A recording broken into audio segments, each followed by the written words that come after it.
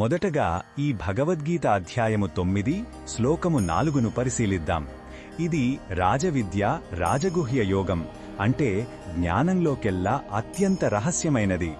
ఇక్కడ శ్రీకృష్ణుడు తనకు ఈ జగత్తుకు మధ్య ఉన్న అద్భుతమైన సంబంధాన్ని వివరిస్తున్నాడు. మొదటగా ఈ పవిత్ర శ్లోకాన్ని భక్తితో విందాం. మయా తతమిదం సర్వం జగదవ్యక్తమూర్తినా మత్స్థాని సర్వభూతాని నచాహం తేష్వవస్థితః. ఈ శ్లోకం అర్థమేమిటంటే శ్రీకృష్ణుడు ఇలా అంటున్నాడు, ఈ సమస్త జగత్తు మనం చూస్తున్న ప్రతిదీ నా అవ్యక్త రూపంతో అంటే కంటికి కనిపించని సూక్ష్మ శక్తి రూపంలో వ్యాపించి ఉంది. సమస్త ప్రాణులు నాయందే ఉన్నాయి, నాపైనే ఆధారపడి ఉన్నాయి.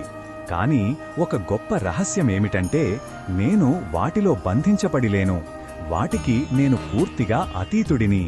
ఈ శ్లోకంలో ఉన్న భావం మనకు ఏమి చెప్తుందంటే భగవంతుని సర్వవ్యాపకత్వాన్ని, అదే సమయంలో ఆయన అసంగుడు అంటే దేనితోనూ అంటని తత్వాన్ని అర్థం చేసుకోవాలి.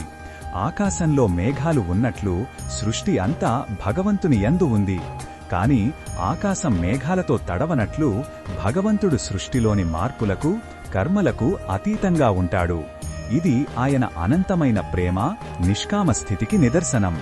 ఈ బోధనను మన దైనందిన జీవితంలో ఎలా ఉపయోగించుకోవచ్చంటే మన చుట్టూ ఉన్న ప్రకృతిలో, తోటి మనుషులలో ఆ కనిపించని దైవిక శక్తిని గుర్తించడానికి ప్రయత్నించాలి. కష్టాలు ఎదురైనప్పుడు మనల్ని ఒక ఉన్నత శక్తి ఆధారంగా నిలబెడుతోందని గుర్తుంచుకుంటే మనసుకు శాంతి, ధైర్యం లభిస్తాయి.